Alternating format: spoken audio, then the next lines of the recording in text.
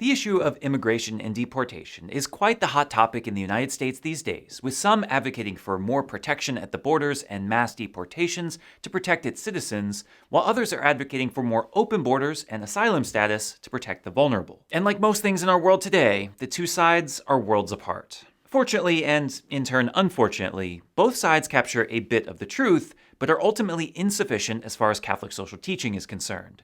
What does the Catholic Church teach regarding immigration and deportation, and what does it recommend to reform immigration policies?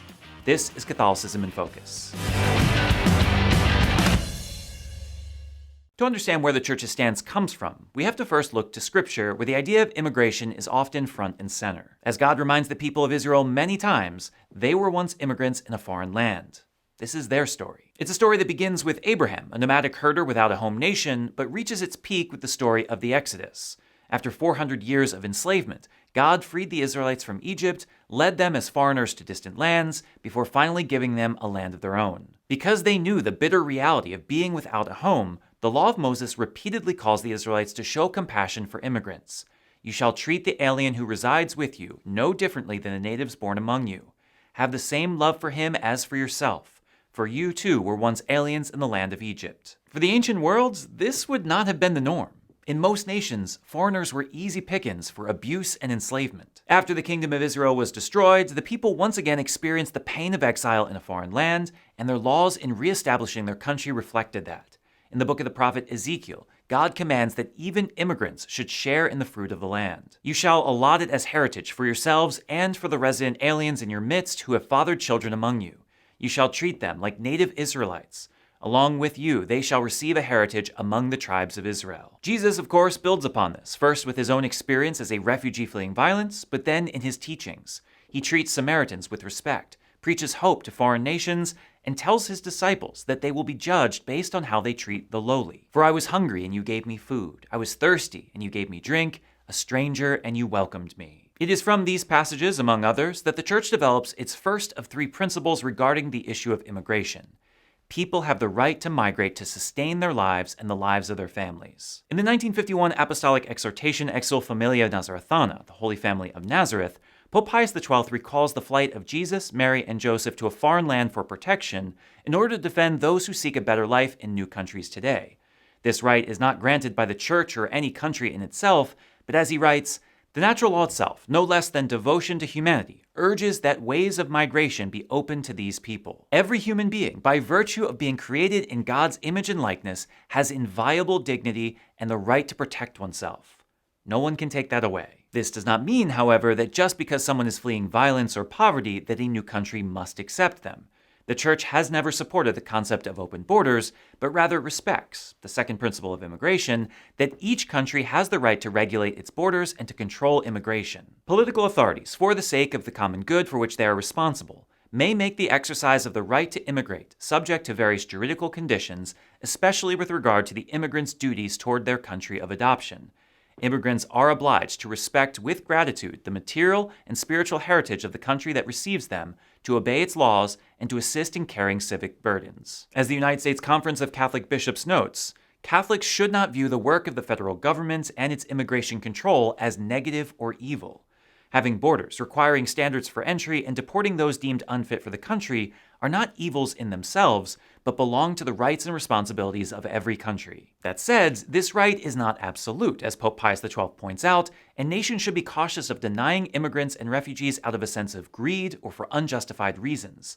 Regulating one's border is important, but, as the third and final principle states, a country must regulate its borders with justice and mercy. As citizens of a common home, it is critical that all nations remember the universal destination of goods, that nothing belongs to any one person or nation absolutely, but that we are stewards of God's gifts and that they are meant to be shared for the common good of all. The more prosperous nations are obliged, to the extent that they are able, to welcome the foreigner in search of security and the means of livelihood which he cannot find in his country of origin. If one nation is wealthy and safe and another is poor and violent, it is not only merciful for the wealthy nation to make sacrifices for the sake of the immigrant, it is the requirement of justice. Closing the borders and deporting people because we are unwilling to share with those who are starving is deeply immoral. Together, these three principles offer the foundation for the preservation of rights, both collective and individual, calling for all nations to remember what God spoke throughout both testaments of the Bible.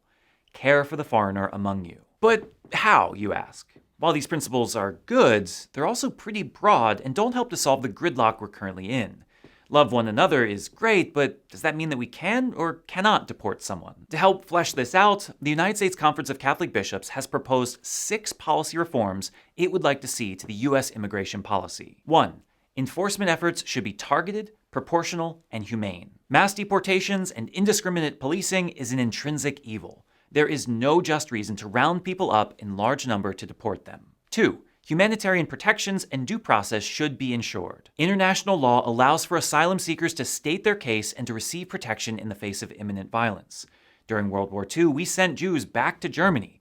We should never do something that evil again. 3. Long-term residents should have an earned pathway to citizenship. Someone may have come illegally, but if they have proven themselves to be law-abiding, contributing members of society, they should be given a chance to stay. 4. Family unity should remain a cornerstone of the U.S. system. Separating families causes harm in the human person that should be avoided at all cost. Whenever possible, families should be kept together. 5. Legal pathways should be expanded, reliable, and efficient. If the process for entering a country legally is designed to be impossible, then it's unjust. More resources should be given to immigration personnel to effectively carry out their jobs. And 6. The root causes of forced migration should be addressed. As advocated by Pope Paul VI in Popularum Progressio, Pope John Paul II in Solicitudo Rei Socialis, and Pope Francis in Laudato Si and Fratelli Tutti, nations are interdependent and so should be concerned with the welfare of other nations.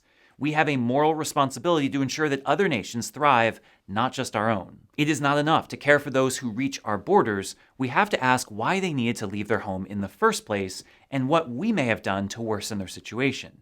In the case of the United States, it is clear that our military and economic actions in Latin and South America have contributed to the destabilization of nations and economies, forcing people to seek a better life elsewhere. As Pope Paul VI famously said, if you want peace, work for justice. If you don't want people coming to our homes, we should probably take seriously how our actions have destroyed theirs. Which really isn't asking that much. While the issue of immigration in the United States is a complicated one with no quick fixes, there is arguably a root cause, a failure to care for people other than ourselves.